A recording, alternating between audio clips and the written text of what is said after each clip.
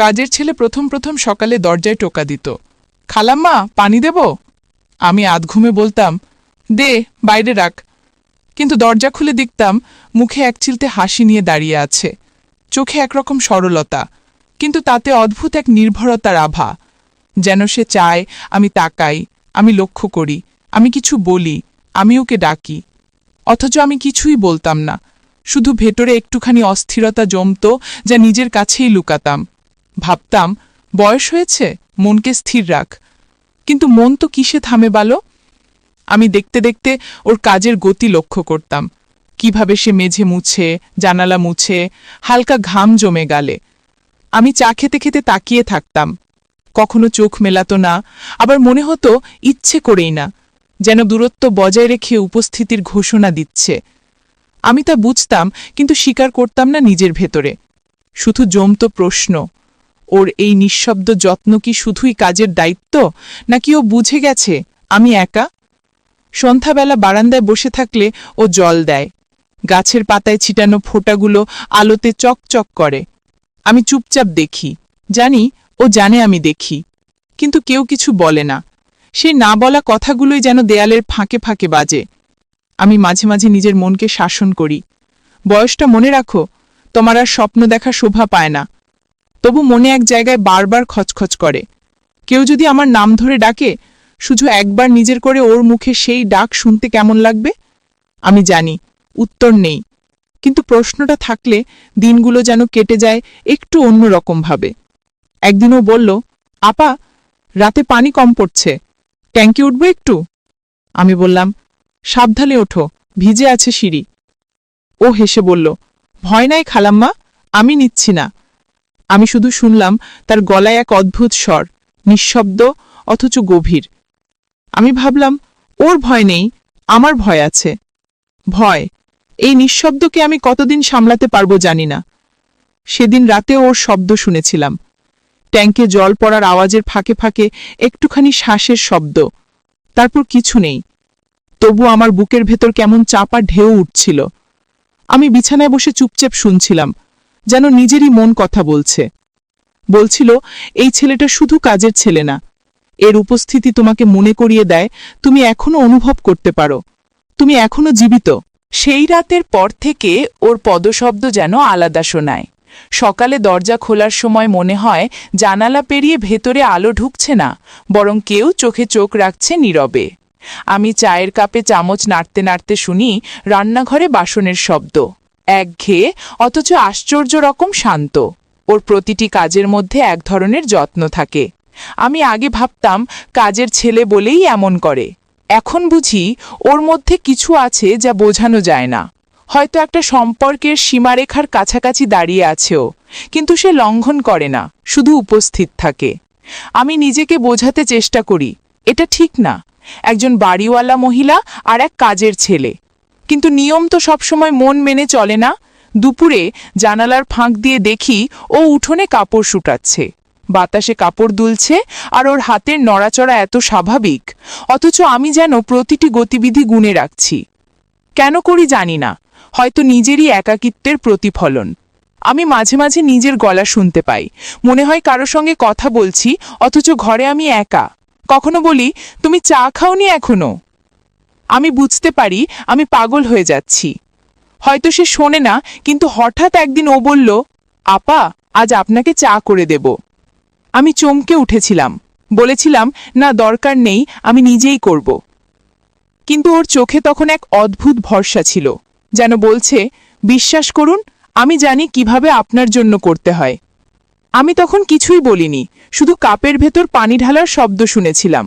মনে হচ্ছিল জল নয়, কোনো সুর বাজছে ঘরের ভেতর। সেদিন চা খেতে খেতে আমি বুঝেছিলাম এই নিঃশব্দ টান থামানো যাবে না। সেটা না প্রেম, না দায়িত্ব, কিছু এক অচলা নামহীন অনুভব, হয়তো নিঃসঙ্গতার ঘন ছায়া থেকে জন্ম নেওয়া এক ধরনের বন্ধন। রাতে ঘুম আসেনি, বাইরে বৃষ্টি হচ্ছিল। আমি জানালার পাশে দাঁড়িয়েছিলাম। হঠাৎ নিচ থেকে ওর কণ্ঠ শুনলাম, আপা, জানালাটা বন্ধ করে দিন, পানি ঢুকবে। আমি চুপচাপ শুনলাম, গলায় এক অদ্ভুত মমতা। আমি জানালা বন্ধ করলাম, কিন্তু পর্দার ফাঁক দিয়ে নিচে তাকালাম।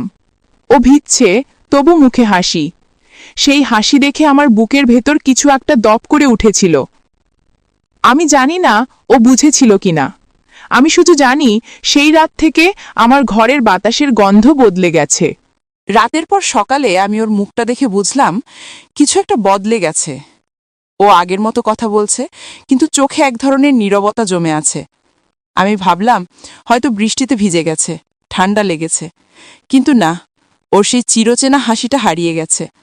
আমি অকারণে বিরক্ত হয়ে উঠলাম, বললাম, তুমি এত চুপচাপ কেন? ও হেসে বলল, না খালাম্মা, কিচ্ছু না।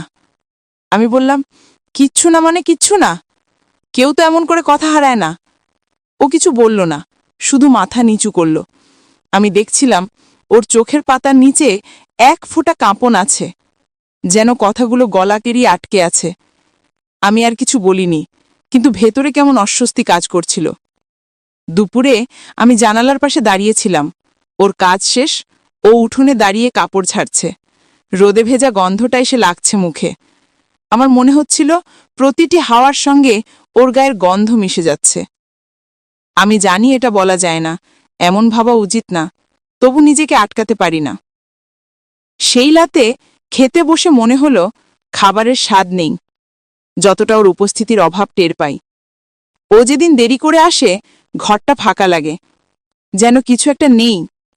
আমি নিজেকে ধমক দিই, কিন্তু পরদিন আবার একই জিনিস। আমি বুঝে গেছি আমার ভেতর কিছু বদলাচ্ছে। আমি ওর দিকে তাকিয়ে থাকি, ও কাজ করে, কিন্তু আমার চোখ যেন ওর গায়ে আটকে থাকে। একদিনও বলল, আপা, আপনার ঘরের বাতিটা নষ্ট, আমি ঠিক করে দিই? আমি বললাম, থাক, আমি নিজেই দেখব। কিন্তু ও বলল, না, আমি পারব। আমি রাজি হলাম। ও মইয়ে উঠে গেল। আমি নিচে দাঁড়িয়ে শুধু তাকিয়েছিলাম। তার হাতের নড়াচড়া, তার ঘাম ভেজা গলা, সেই মুহূর্তে মনে হচ্ছিল সময় থেমে গেছে। তারপর হঠাৎ ও নিচে নামল, মুখে বলল, হয়ে গেছে আপা? আমি শুধু বললাম ধন্যবাদ, কিন্তু গলার স্বর কেমন বদলে গিয়েছিল, যেন মনের গোপন কিছু শব্দ তাতে লেগে গেছে। ও তাকিয়েছিল এক মুহূর্ত, তারপর চলে গেল। আমি দরজা বন্ধ করলাম, কিন্তু ভিতরটা বন্ধ হল না। সেই রাতটাও হুমহীন কাটল। জানালার বাইরে চাঁদ উঠেছিল, আলো ঘরে ছড়িয়ে পড়ছিল। আমি বিছানায় শুয়ে শুধু ভাবছিলাম, এই আলোটা কি ওর মুখের মতো, না আমার চোখের বিভ্রম? পরদিন সকালটা অন্যরকম। ও জল দিতে এলো। আমি বারান্দায় দাঁড়িয়েছিলাম। ও তাকিয়ে একটুখানি হাসল।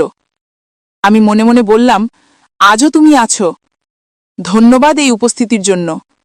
আমি জানি তুমি হয়তো বুঝো না, কিন্তু তোমার না বলা যত্ন আমার প্রতিদিনের ভরসা। আমি হাসলাম, ও চলে গেল, কিন্তু সেই হাসিটা ওর চোখে থেমে থাকল। আর আমার দিনের শুরু হয়ে গেল সেই একটুখানি দৃষ্টির মধ্যে। একদিন বিকেলে আকাশটা ছিল অদ্ভুত নিস্তব্ধ, রোদটা হঠাৎ মিলিয়ে গেল।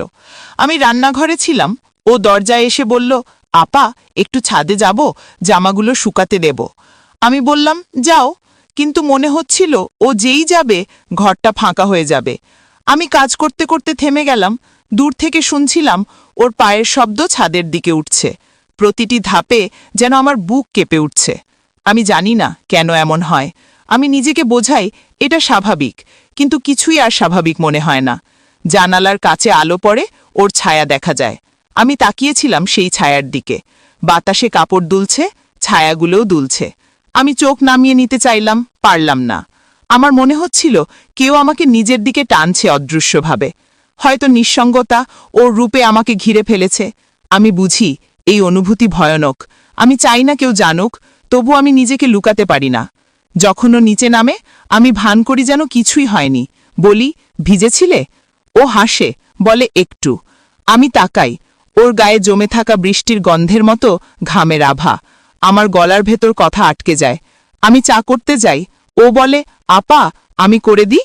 আমি বলি, না, দরকার নেই। তবু ও চা বানিয়ে দেয়, কাপ এগিয়ে দেয়। আমি কাপ নিই, কিন্তু হাত ছুঁয়ে যায়। আমার মনে হয় সময় থেমে গেছে, চারপাশের শব্দ নিঃশেষ হয়ে গেছে, শুধু নিঃশ্বাসের শব্দ আছে। আমি দ্রুত কাপ টেনে নিই, বলি, গরম লাগছে, সাবধানে। ও কিছু বলে না, শুধু হাসে। সেই হাসিতে একরকম নীরব স্বীকারোক্তি। আমি বুঝি, কিন্তু কিছু বলি না, কারণ ভয় হয় যদি আমি স্বীকার করি তবে সবকিছু ভেঙে পড়বে। সেই রাতে ঘুম এলো না, বাতাসে যেন ওর গন্ধ মিশেছিল। আমি জানি না এটা আমার কল্পনা নাকি সত্যি, কিন্তু জানালার বাইরে তাকিয়ে মনে হচ্ছিল নিচে কেউ আছে। আমার মন বলল, ও নয়, এটা তুমি নিজেই, তুমি ওর ছায়ায় নিজের শূন্যতা খুঁজে নিচ্ছ। আমি তখন ঘড়ির কাঁটা দেখলাম, রাত 12টা পেরিয়ে গেছে। তবু মনে হচ্ছিল দিন শেষ হয়নি, কারণ আমার ভেতরে ওর উপস্থিতি রয়ে গেছে। সকালেও এলো, স্বাভাবিকভাবে কথা বলল। আমি দেখলাম সবকিছু আগের মতো, অথচ কিছুই আগের মতো নেই। ওর কণ্ঠে এখন এক ধরনের ধীর সুর, যেন জানে আমি শুনি ওর প্রতিটি শব্দ। আমি ভাবি, এইসব কি ও জানে, নাকি আমি শুধু কল্পনায় বাঁচি? আমি জানি না, কিন্তু জানি এই না বলা সম্পর্কের নীরব সীমানা আমাকে বন্দি করেছে। আমি চেষ্টা করি দূরে থাকতে, কিন্তু যখন দরজায় ওর টোকা শুনি, আমার বুকের ভেতর এমন এক কাঁপন ওঠে, যেন বছরের পর বছর কেউ টোকা দেয়নি এই হৃদয়ের দরজায়। সেদিন সকালে হঠাৎ ও এলো না। আমি প্রথমে ভাবলাম হয়তো দেরি হয়েছে। তারপর ঘণ্টা পেরিয়ে গেল, তবু আসেনি। ঘর নিস্তব্ধ হয়ে গেল, মনে হচ্ছিল কিছু একটা হারিয়ে গেছে। আমি বারান্দায় গিয়ে দাঁড়ালাম, নিচের রাস্তা ফাঁকা, শুধু রোদে ধুলো উঠছে। আমি নিজেকে বোঝাতে চেষ্টা করলাম কাজের ছেলে না এলে এত কিছু ভাবার কিছু নেই, কিন্তু যতই বোঝাই, বুকের ভেতর একটা ফাঁকা জায়গা ক্রমে বড় হতে লাগল। বিকেলে খবর এলো ও অসুস্থ, গ্রামের বাড়ি গেছে। সেই রাতে প্রথমবার মনে হলো এই শহরটা কত নির্জন। আমি চুপচাপ বসেছিলাম, টেবিলের উপর চায়ের কাপ ঠান্ডা হয়ে গেছে, কিন্তু আমি তাতে হাত রাখছিলাম, যেন ওর হাত ধরেছি।